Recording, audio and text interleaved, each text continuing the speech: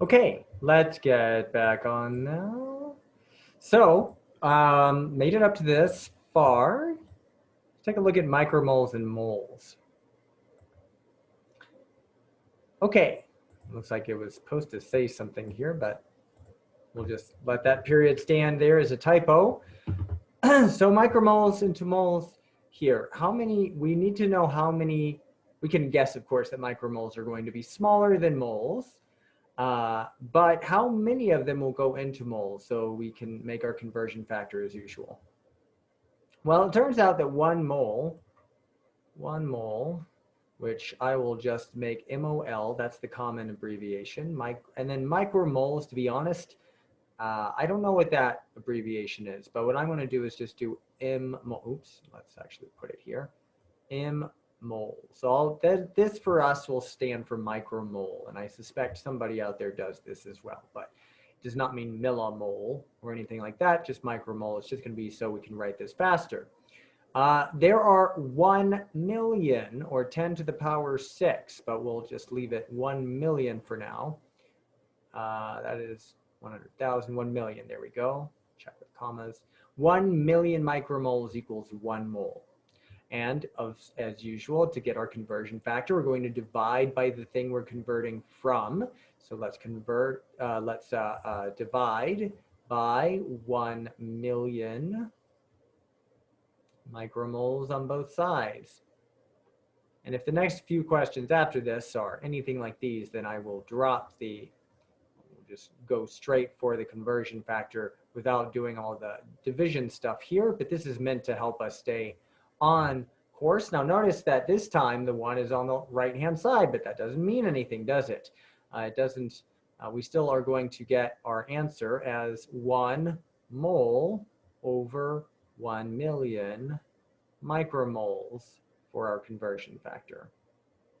Okay, so now we've got it. We're going to multiply as usual. It's going to be a pain in the butt writing a million over and over again, but we'll get over it. 550 times, always include the units.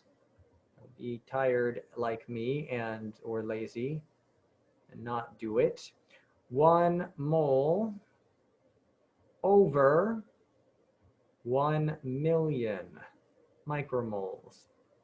And as we would hope, the micromoles cancel out.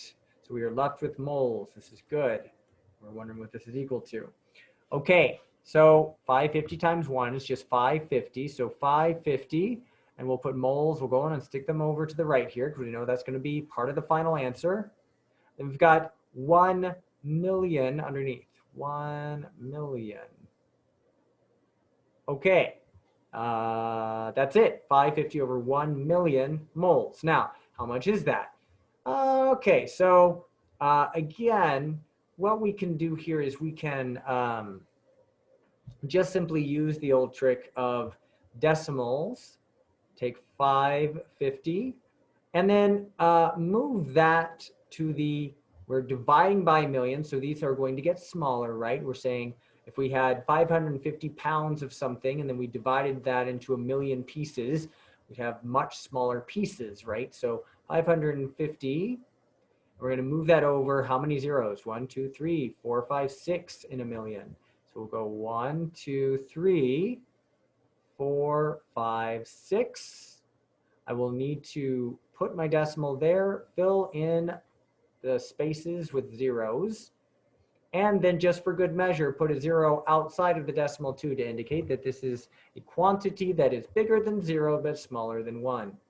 And that's it. The answer then would be 0.00, well, it would technically be down here. So, but since we can't see down there very well, 0.0000550. Don't put it in, obviously, you don't want to put it in this one. It goes to the one down below. I'm just trying to save myself time and space here. Oh, and importantly, this 0 is meaningless now. Now that we've moved the decimal over, it's not a significant digit anymore. It's not in there. So we can get rid of that 0. It doesn't do anything at the end. I could put lots of zeros here and it wouldn't mean anything. It would still be the same number. So, and then the units are, of course, now in moles. Okay? Okay, let us wrap this one up here, and then I'll see you again in the next video.